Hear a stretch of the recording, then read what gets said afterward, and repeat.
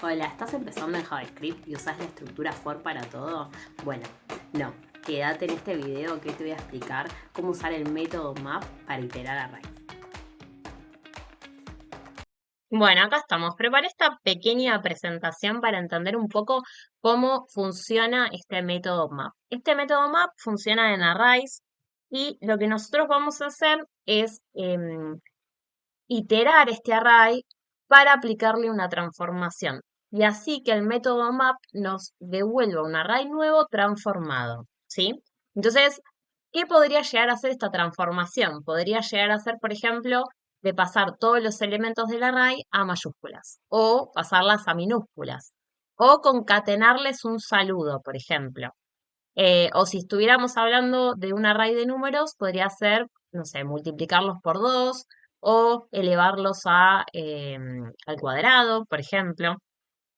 O si tuviéramos un array de objetos, podría ser crear un array con los nombres de esos objetos, por ejemplo. Entonces, lo que hace map, en vez de lo que hace for es más imperativo. Yo le tengo que decir a JavaScript, bueno, recorre el array de esta forma, hace esta transformación y guarda todo esto en un array nuevo. En cambio, map no, es más declarativo. Yo solamente le voy a pasar como argumento una función que va a hacer esa transformación de cada elemento, ¿sí? Entonces, bueno, acá les preparé una pequeña animación para que ustedes puedan visualizar qué es lo que hace map paso a paso. Tenemos acá el array original, ¿sí? Que es el que le vamos a pasar a nuestro método map. Y lo vamos a transformar aplicando una función que lo que hace es multiplicar al número por 2, ¿sí? Eso que pasamos como argumento, que es una función, se le dice callback. Y también le podríamos pasar otros argumentos a la función, como por ejemplo, le vamos a poder pasar también el argumento this, ¿sí? Que es para contextualizar a la función. Pero bueno, no lo vamos a ver ahora, eso lo podemos llegar a ver en otro video donde ya evaluemos un poquito más arriba lo que es el método map. Lo que vamos a hacer ahora es visualizar cómo funciona esto. Entonces yo empiezo y con el elemento en la posición 0, ¿sí? Del array. Entonces se le aplica el callback, se multiplica por 2 y retorna en la posición 0 del array nuevo un 2. Lo mismo pasa con la posición 1, el 2 se multiplica por 2, retorna 4 y lo guarda en la posición 1. Y así sucesivamente. También pasa en la posición 2 y en la posición 4. El 4 se multiplica por 2, da 8 y nos retorna en la posición 3 el 8. Entonces tenemos un nuevo array con la misma cantidad de elementos, donde el array original no se modifica y esto es retornado como resultado del map. Bueno, ahora vamos un poco a la práctica. Bueno, acá estamos con la parte práctica. Yo lo que hice primero fue crearles un for para que ustedes vean la diferencia entre el for y el map. For, como dije antes, es más imperativo. O sea, tengo que decirle a JavaScript cómo quiero que itere el array, cómo quiero que guarde en un nuevo array el elemento transformado, ¿sí? En cambio, em, ¿cómo se dice? Eh, el map es muchísimo más declarativo. Yo solamente le paso la función para que haga la transformación de cada elemento. Entonces, por ejemplo, si nosotros acá llamamos a console.log nombre frutas, vamos a ver que nos retorna nombre frutas is not defined. Bueno, a ver, vamos a guardar esto acá. Esperen un segundo. Vamos a ponerlo acá, a ver qué escribí mal. Está.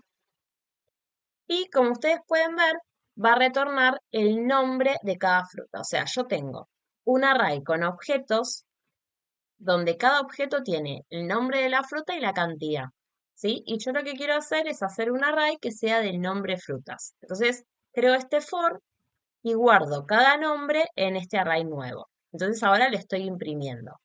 Pero para hacer esto muchísimo más fácil, lo que vamos a hacer es utilizar map. ¿Cómo se utiliza map? Bueno, vamos a llamar al array base, que sería frutas, vamos a hacer map, y map va a recibir el callback, que es esta función que va a llamar para hacer la transformación sobre cada elemento.